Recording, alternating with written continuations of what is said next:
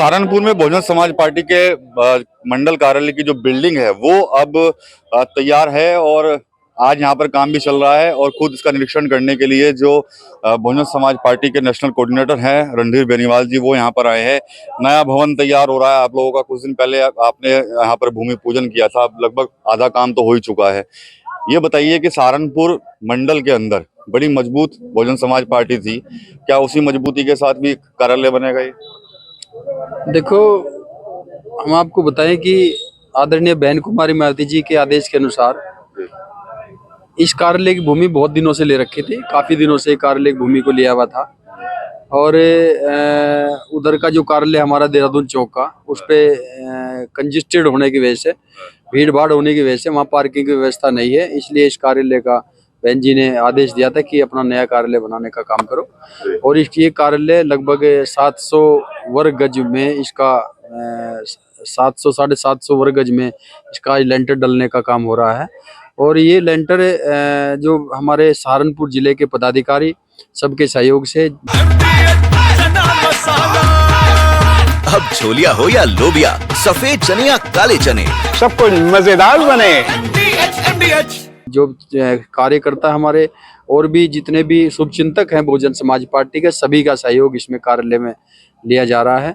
और खास करके जो हमारे पदाधिकारीगण हैं वो इसमें दिन रात करके इसमें मेहनत कर रहे हैं। और निश्चित तौर पर जो दानदाता हैं, जिन्हें कोई सीमेंट दे रहा है, कोई सरिया दे रहा है, कोई ईंट दे रहा है, कोई बजरी दे रहा है, कोई पत्थर दे रहा है, कोई इस तरह से सभी लोग अपना योगदान करने का काम कर रहे हैं। और बहुत भव्य ये कार्यालय बनने का काम होगा। इसमें लेंटर डल रहा है, 7000 वर्ग फुट का लेंटर ये तैयार हो जाएगा।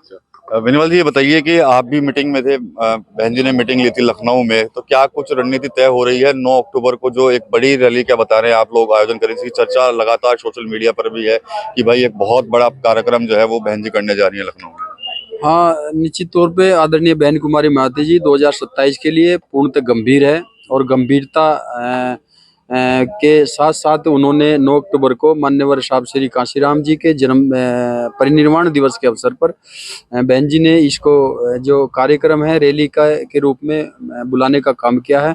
और बहुत भारी तादाद में वहाँ पे हमारे कार्यकर्ता बहुजन समाज पार्टी इकट्ठा होने का काम करेंगे।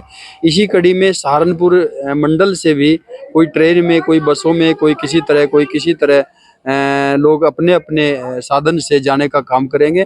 और निश्चित तौर पे बहुजन समाज पार्टी की जब जब भी रैली हुई है, जब जब भी कोई कार्यक्रम हुआ है, इसमें किराए की भीड़ कभी नहीं बुलाई जाती। लोग अपने किराए से और अपने ही रोटी बांध करके, चाहे सूखी रोटी, अचार की साथ रोटी, और अपनी मजदूरी से छुट्टी करके मजदूर वर्ग का कार्यकर्ता वहाँ जाने का काम करता है। निश्चित तौर पर अपार भीड़ होने का काम होगा। कहने हैं कि भाई ताकत दिखाएगी बसपा एक बार फिर से इस रैली के जरिए।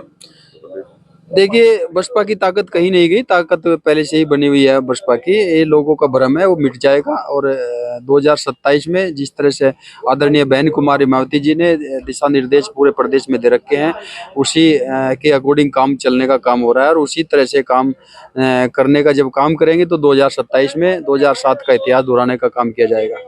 आप किसको मुख्य रूप से मानते हैं? उत्तर प्रदेश में किसके साथ मुख्य मुकाबला होगा आपका? समाजवादी पार्टी के भी अपने दावे हैं और पूरे गठबंधन के, इसके अलावा भाजपा भी है। देखिए, जब जब बहुजन समाज पार्टी वजूद में आई है, जब जब सरकार बनाई है, इसमें किसी का मुख्य मुकाबला इनके साथ नहीं होता। और कभी तिकोणीय, कभी चार कोणीय मुकाबले में बसपा को हमेशा सत्ता मिलने का काम हुआ है। सेम इसी तरह से लोग वो किसी के साथ सीधी टक्कर नहीं है। तिकोणा या चौकोणीय मुकाबले में बसपा अपने शासन की तरफ बढ़ रही है।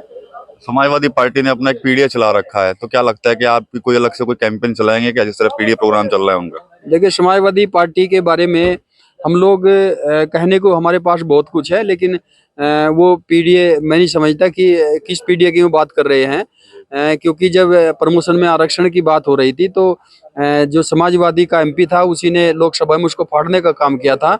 और उस टाइम में कांग्रेस की सरकार थी। कांग्रेस की सरकार में मीरा कुमार लोकसभा स्पीकर थी और मनमोहन सिंह जी प्रधानमंत्री हुआ करते थे उस टाइम पे लोकसभा में। तो उस टाइम पे समाजवादी के एमपी ने प्रमोशन में आरक्षण की प्रतियां फाड़ने का काम किया।